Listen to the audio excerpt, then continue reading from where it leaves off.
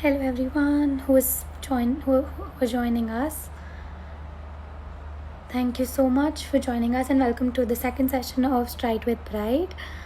We'll start in a bit with our just a minute.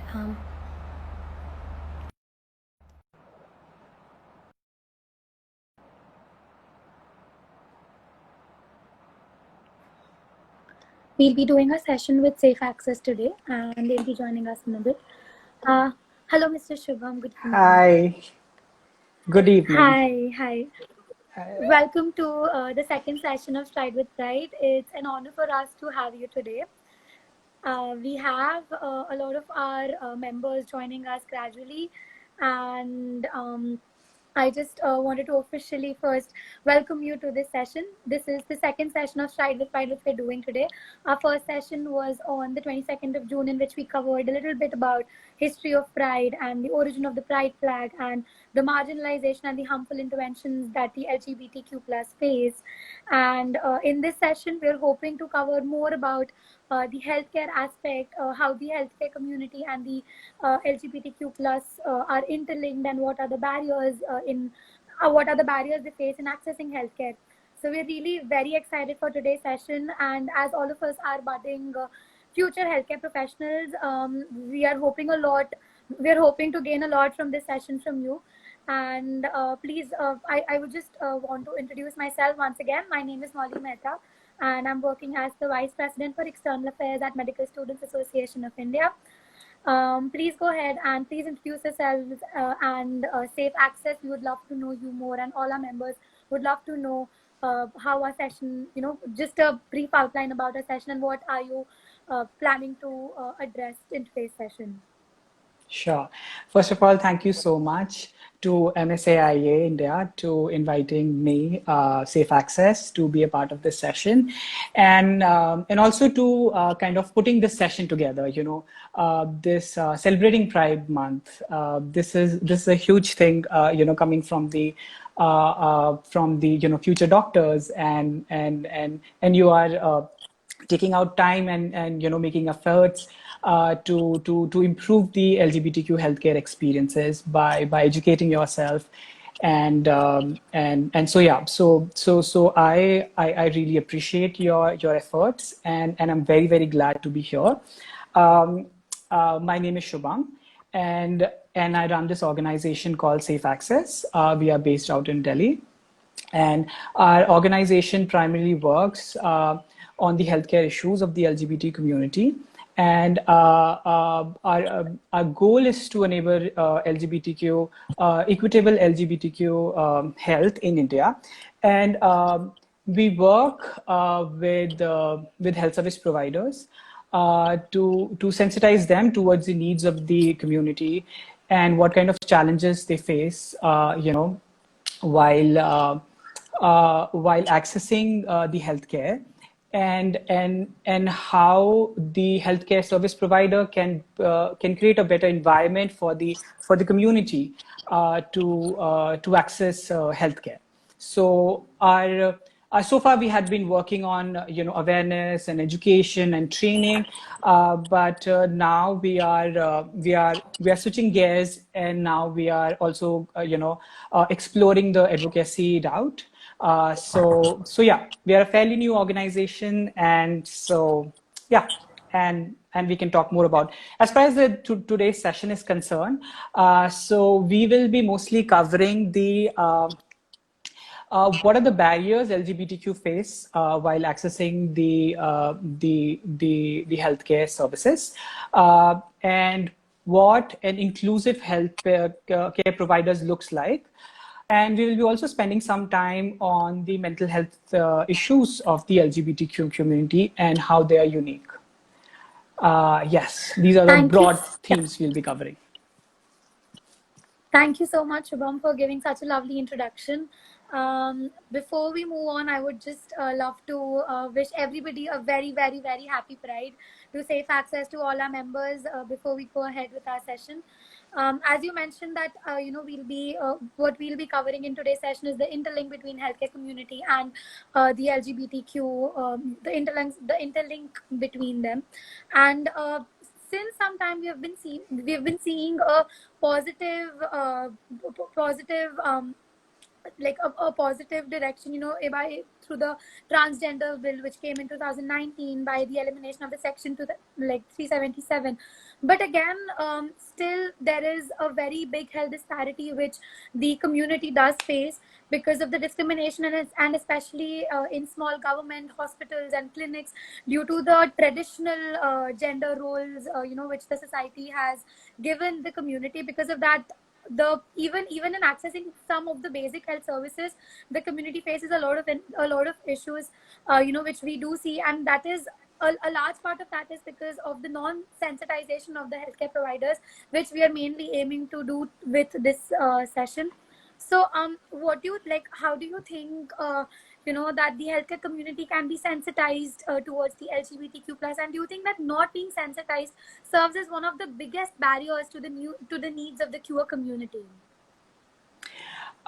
So, so yes, I definitely agree what you said, that in last couple of years we have made a great progress when it comes to queer rights. We have a very progressive NALSA judgment.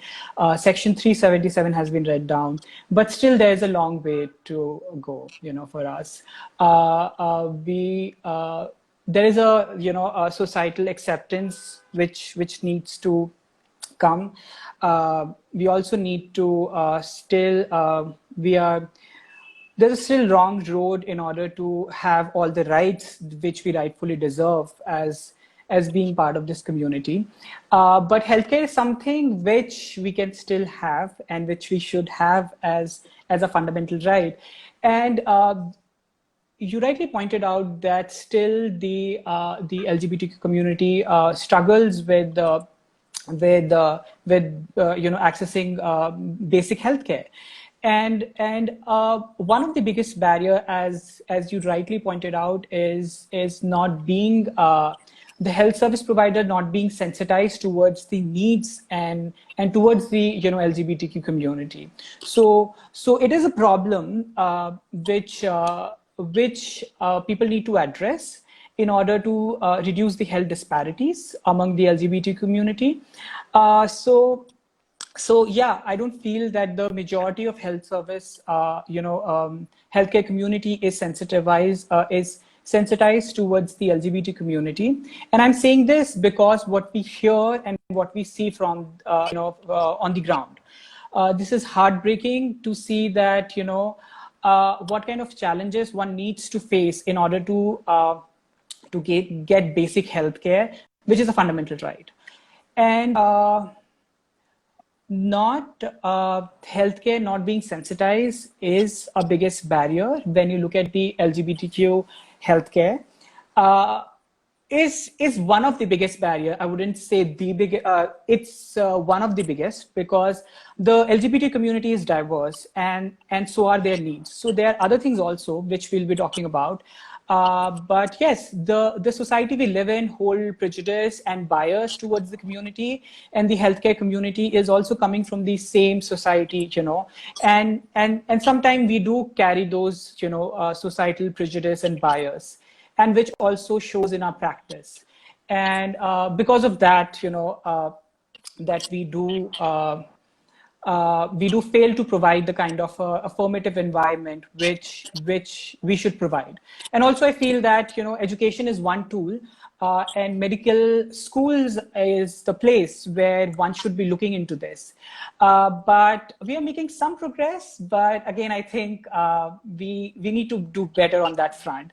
And so that's why I'm also more excited that this has been organized by the students. The students are organizing themselves and taking a charge of it, and making it happen, and stepping in the right direction. Thank you so much for your kind words, and thank you for giving us an insight regarding that, showing us the negative as well as the positive side on how the healthcare community is advancing towards being sensitized, because it's really important in the long run. We discussed a bit about this in our first session as well, and that's what we were talking about. That like despite so much of awareness, despite eliminating 377, still there's such a long way for us to go in terms of, not just in terms of being sensitized for the patients, but for being sensitized ourselves.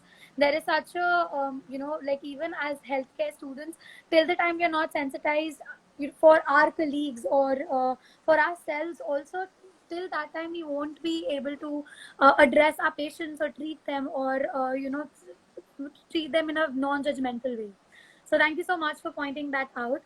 You spoke about you spoke about the barriers which the LGBTQ plus faces. So like we would love to know more about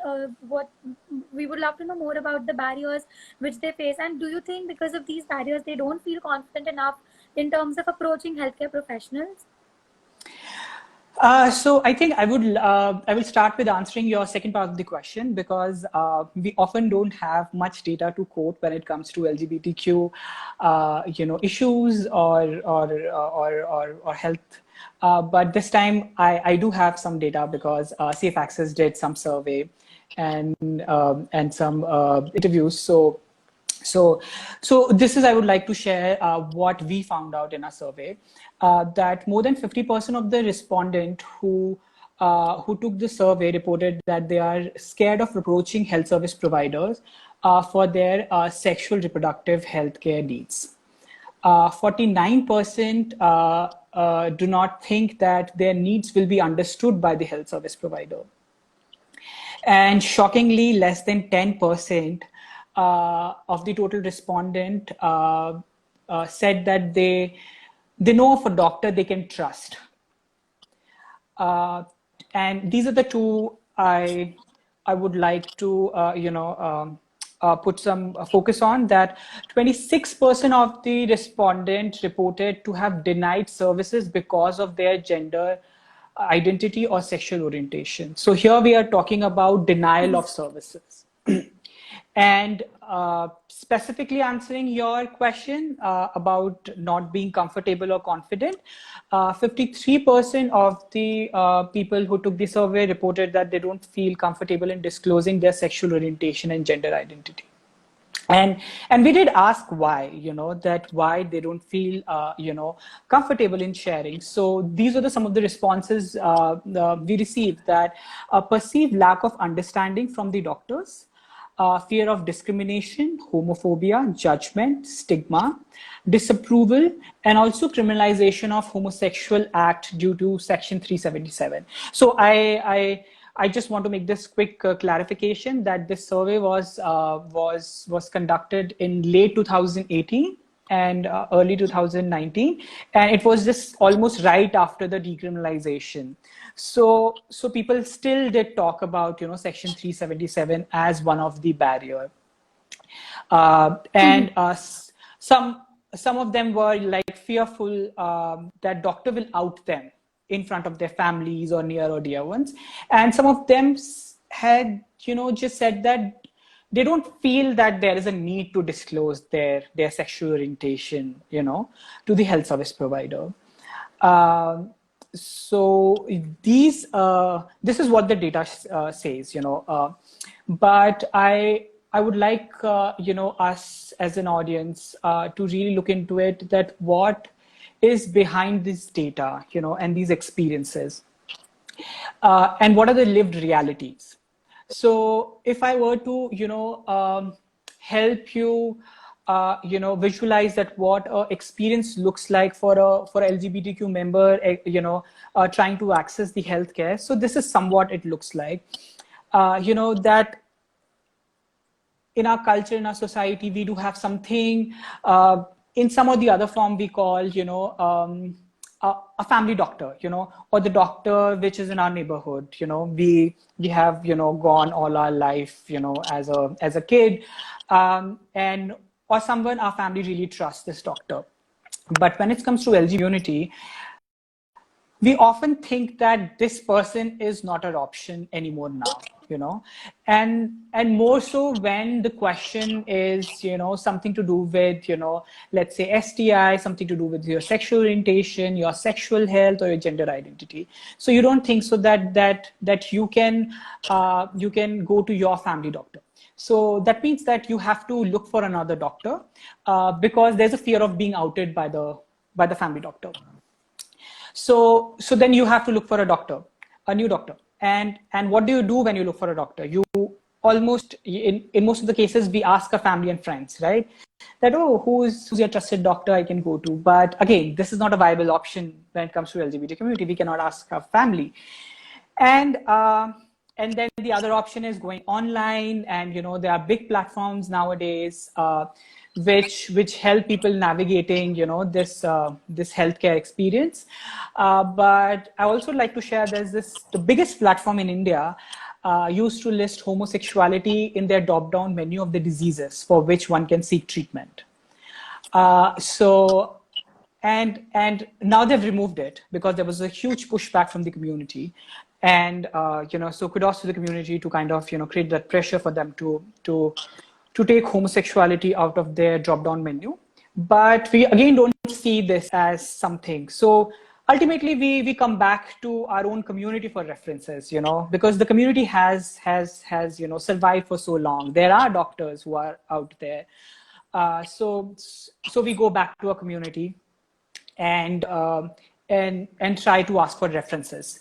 And now, also in last couple of years, as a community, I think we have done a great job in kind of identifying the people who are affirmative, who are friendly, and also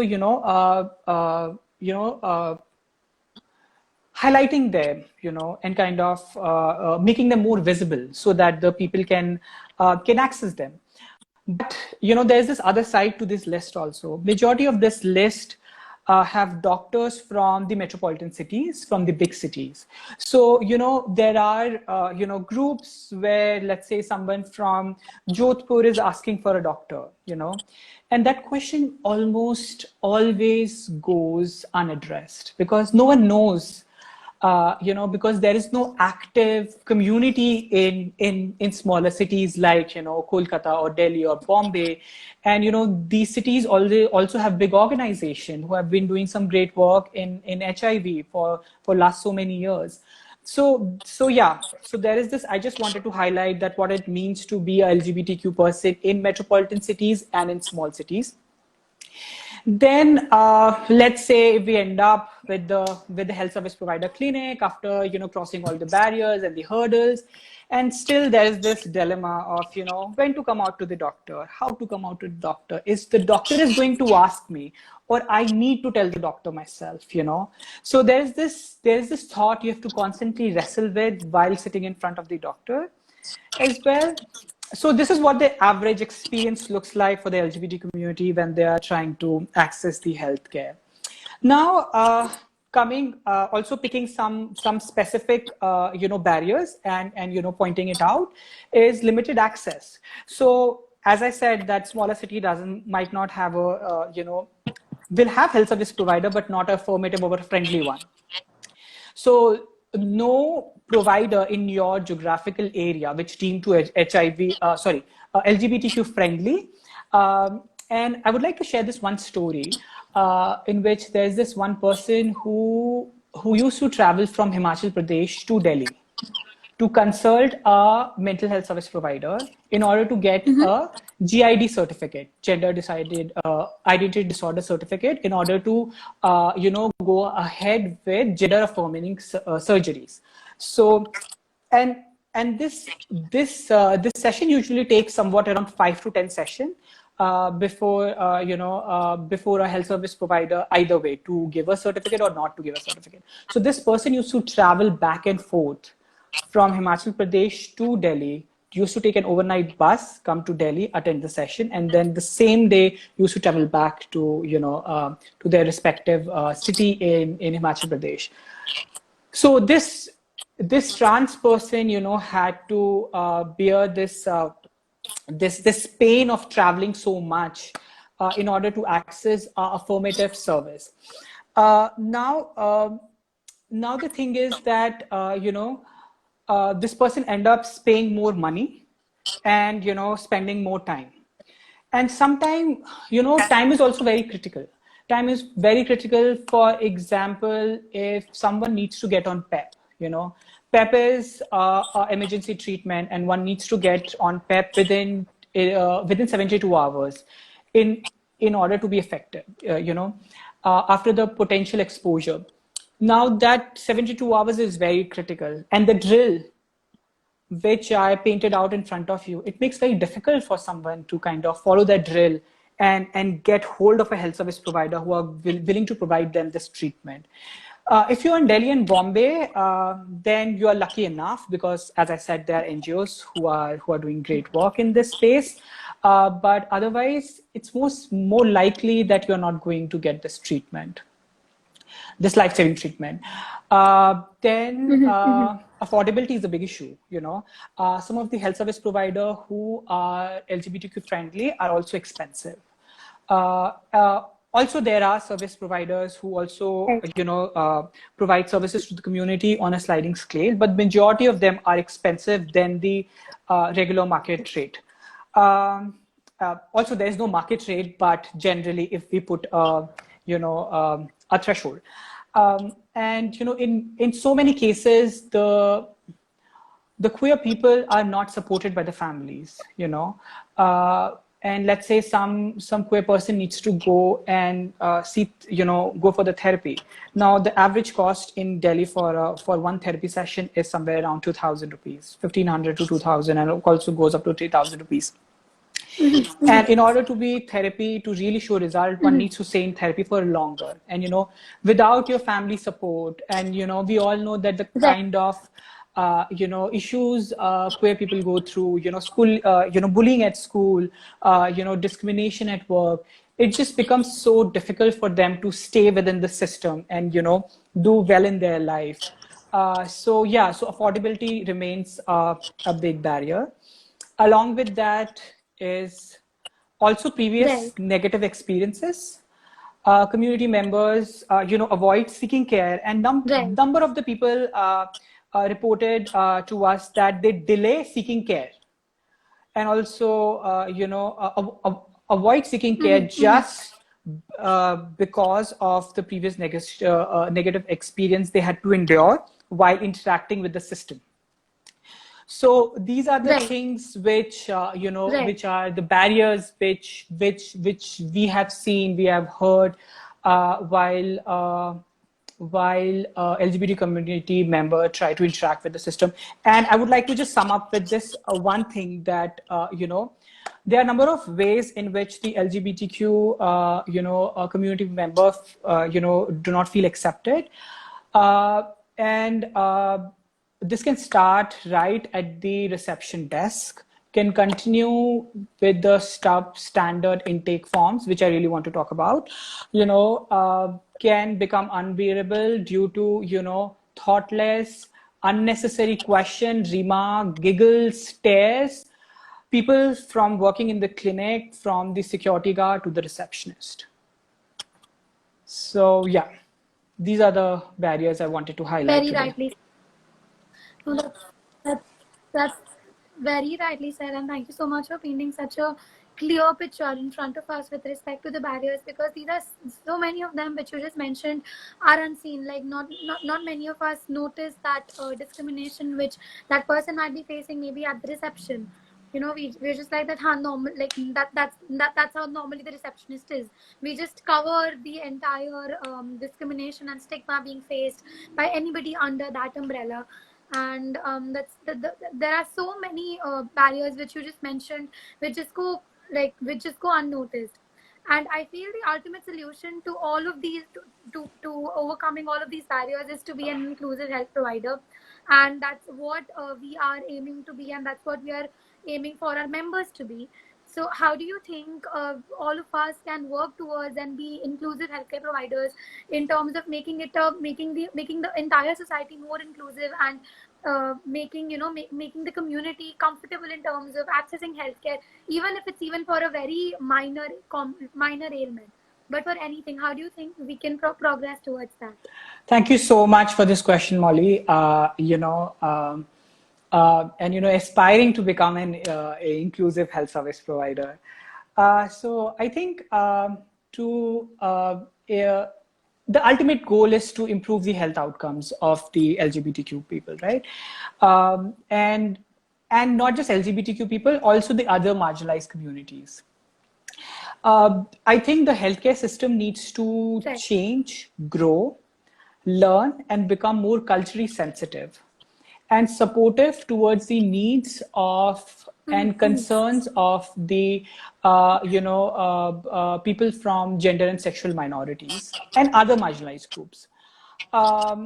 So the first, it is important to notice that gender and sexuality minority groups cannot be lumped together. We always say LGBTQ in just one breath. But not all the all the members different within the LGBT community. There are different communities, and different communities have different health issues and concerns.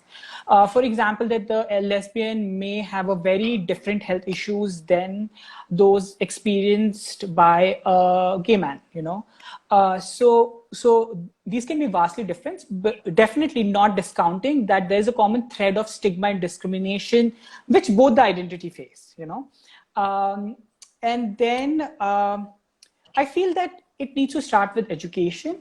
One needs to educate themselves about the community, about the issues, about the challenges. One needs to embark on the journey of learning and unlearning as well, what the society has told us. Right. Also, one needs to acknowledge the chronic stress from stigmatization, from prejudice, from discrimination that the community experience, as well as the system of operation of operation we operate in. So I feel that the care must be given in an environment which is trusting and supportive, so that the gender and sexual minority feel scared and and feel comfortable. Also, small gesture can go in, can do great deeds. Just asking for a permission before asking question related to sexual activities, just giving a thumbs up. Okay, this is what I'm going to ask about, and this might be personal for you, but this is important for your diagnosis. And we at Safe Access, we believe, very true. We believe that there are 4 pillars for compassionate care for the LGBTQ community, and these 4 pillars are empathy, respect, curiosity, and patience. We think that these are the 4 things one must keep in mind while delivering care to LGBT community or to other marginalized communities. And then this basically means that respect and don't assume. A key principle of effective communication is to avoid any assumptions. People may think that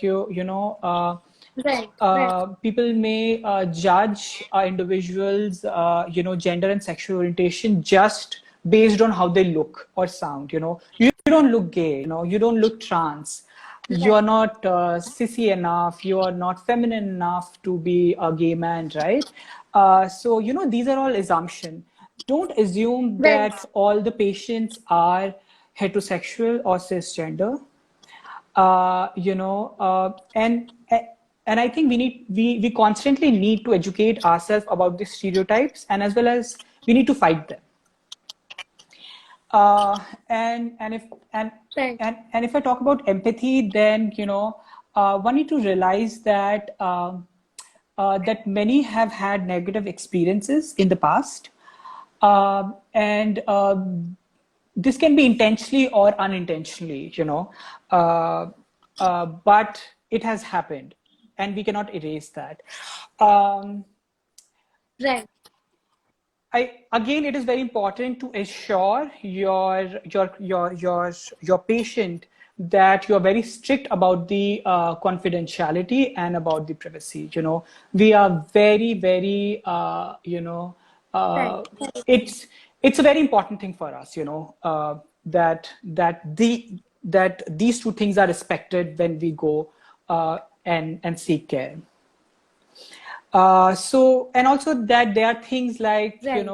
um, never, let's say that addressing, the case of STI or HIV, the risk assessment should be based on sexual activity, not on the identity, because identity and behavior doesn't necessarily align, Right. always align. So Right. one needs to keep that in mind. Um, and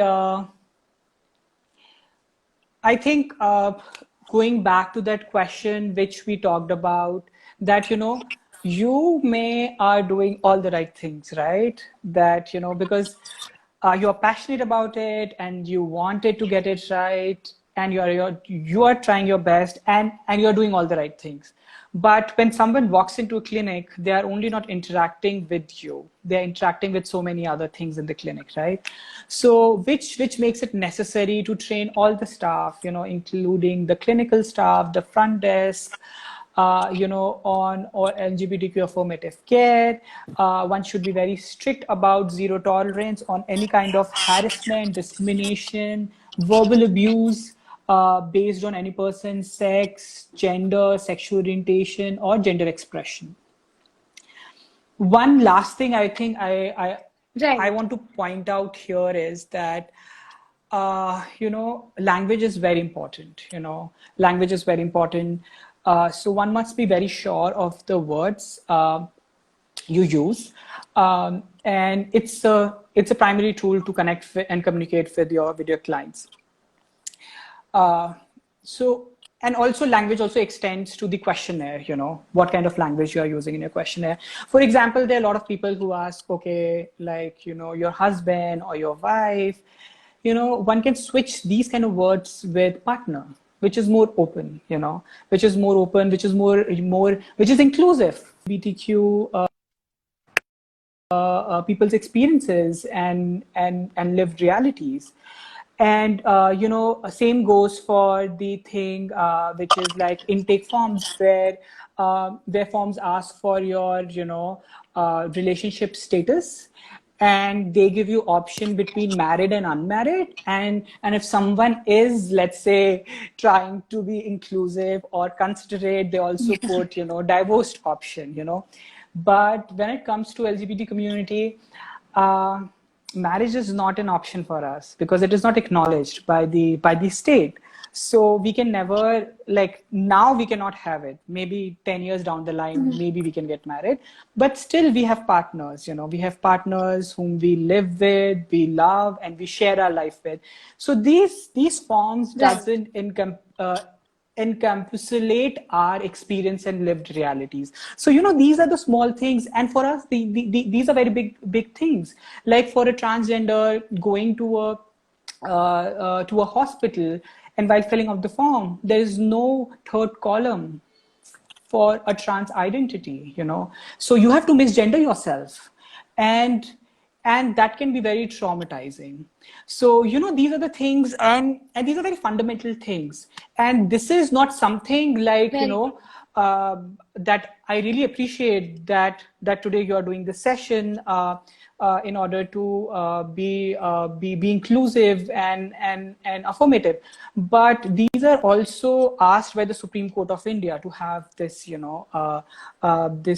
this options on the form and everywhere. But still, we as a society, we as institution are failing to to follow on those guidelines. And one last thing in this section, and then we can move to the next, is that we all make mistakes. We all make mistakes. We also make mistake in our organization, but and it is almost impossible, never to make errors in your life. But an apology can go a long way, just by saying, I'm so sorry, I don't mean this, and can we move ahead. So just by doing that, it is really affirmative.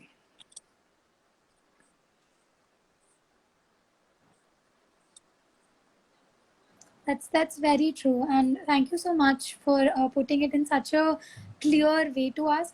Because very little things, like you said, in filling out the form, or maybe when you're entering the clinic, seeing a little pride flag in the clinic or in the hospital might help in terms of making that person feel comfortable to a very great extent. And like as you very rightly said at the end, that a very a very basic thing as an apology can go a very long way, because we're still in the evolutionary process of sensitizing each other. So it's okay, if you're making mistakes, but then again, that is something, if it is rectified at that moment itself, that I feel more than addressing the correct thing at that point, the realization of maybe you've done something wrong. I won't even label it as wrong at that point of time, because you may be unaware about it. But just that realization is so important, and that might go such a long way in curing maybe 50 other people who come to that healthcare provider. So that was very true, and I feel we have quite a vivid idea in terms of how we can take little steps in terms of being an inclusive health provider. As I said before, it's going to be an evolutionary process, and it's not something which will just happen overnight. But there are very little and basic steps which are very easy to do in terms of being an inclusive healthcare provider. So thank you so much again. Moving on, as you know, we've been seeing around us how gravely mental health has been affected in so many ways, so many people, and due to the discrimination and the health disparities and the stigma which the community faces, it might take a very heavy toll on the mental health. So how do you think that healthcare professionals not being sensitized of facing such grave discrimination does affect the mental health of the community? And if there's any if there are any specific issues which you've come across or which you think needs to be addressed, please it would be an honor for us to know, so that we can take corrective steps in the future in any capacity. Yes, mental health is indeed a very important part of the healthcare.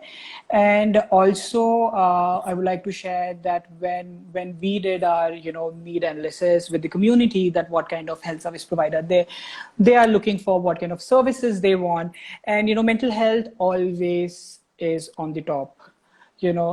So yes, it is the most pressing need of the community. And certainly it affects both, when we talk about mental health service provider not being sensitized, it affects both mental as well as physical health. Let's say that if your questionnaire is not trying to understand that what kind of let's say sexual activity this person is indulging in, or what kind of sexual behavior this person have, then you might not be able to make a proper diagnosis for that person, and it can become a case of misdiagnosis. So your questionnaire, how you take a history of a client, should be well informed, so that you don't miss out on anything. And I think as a service provider, one should aim at to arranging your questions in a way, and to posing your question in such a way that the person in front of you can open up to you, and they don't have to make that effort, like out of the blue, and tell you, oh, I'm gay, oh, I'm queer, I'm lesbian.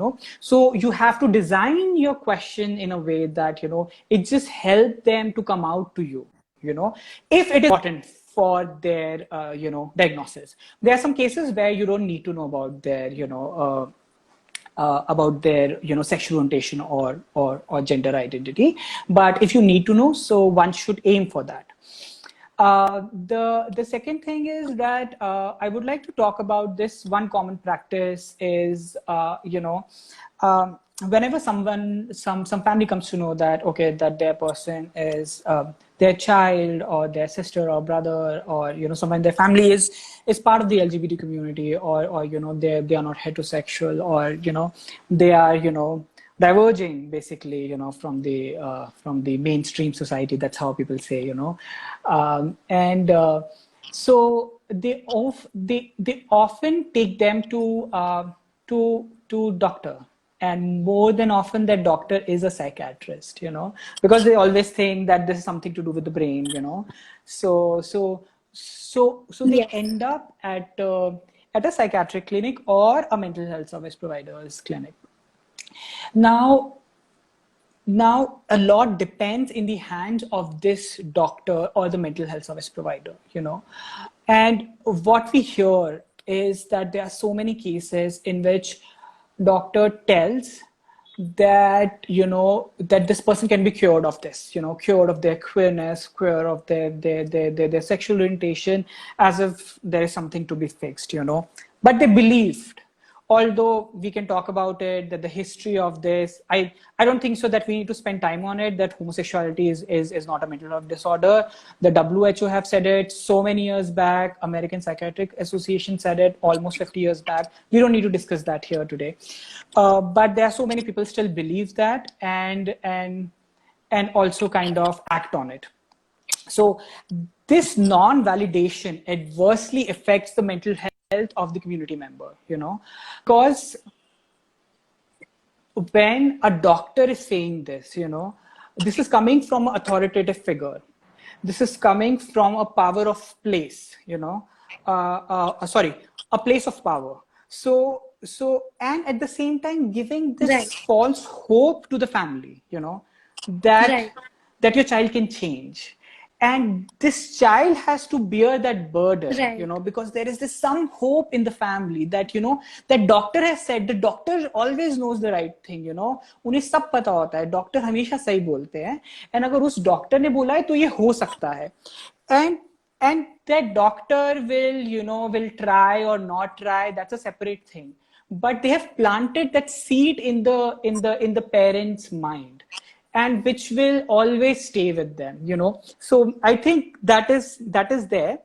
And Very true. also, by treating the question of about being gay or being lesbian, being transgender, or asking about discussing about these things, by treating this as too embarrassing to ask, we are merely reinforcing the idea that they are shameful and allowing stigma to remain. That there are people who feel uncomfortable how to say this, how to ask this, and I understand, because how we are coming from, which community we are coming from, which societies we are coming from, but we also need to understand that this is not a moral issue. It is about a population of patients with healthcare disparities, and as a health service provider, you need to take care of their healthcare, instead of thinking it is too embarrassing, or how to ask, or whom to ask, so Right. Right. so this is what I feel, that when it comes to healthcare, the doctor not being sensitized can there's this one example I wanted to cite. That's all I think we can do on this call. Yeah.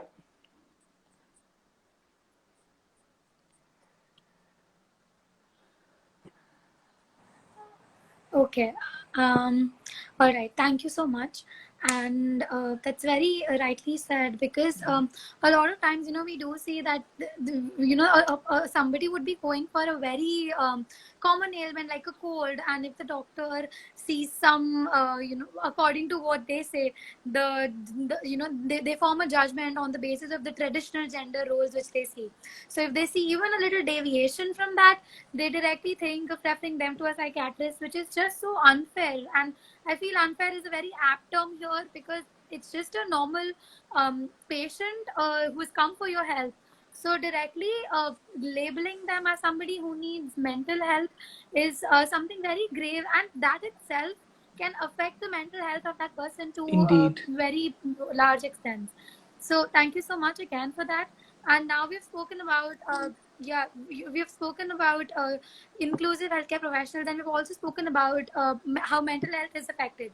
So how do you think that being sensitized healthcare professionals can bring a change in terms of improving and elevating the mental health issues of the community people? So I think that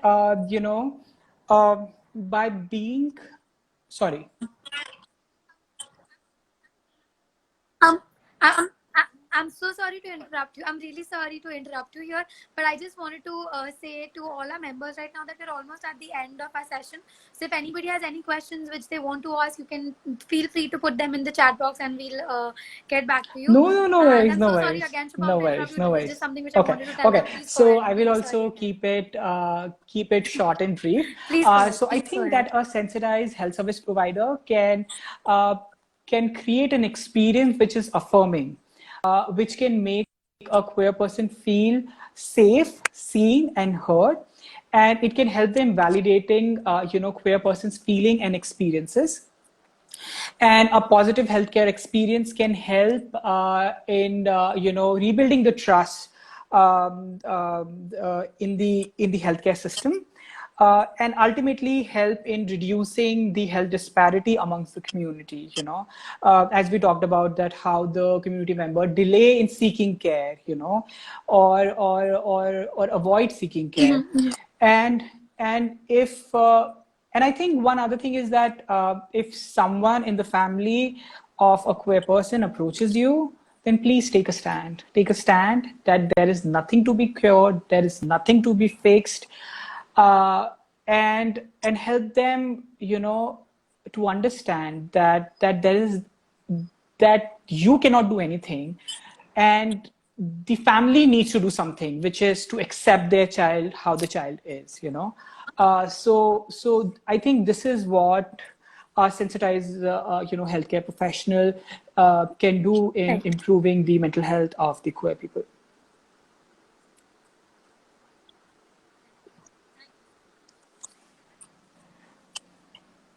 Right. Thank you so much for that. It's really important to form that link, and this is what ultimately our aim of this discussion was. To make to make our members understand what it means by a sensitized healthcare professional. And at the moment, as you said, as you mentioned previously, also that mental health is something which is one of the top one of the top priorities which is being affected in the community. So one of the main agendas or one of the main priorities for us is to address that, and that's the reason we really wanted to do this session. As of now, I don't see any questions in the chat box because it was such an elaborate and a detailed session, and the explanation was in such beautiful and vivid ways that we could clearly see it in front of ourselves.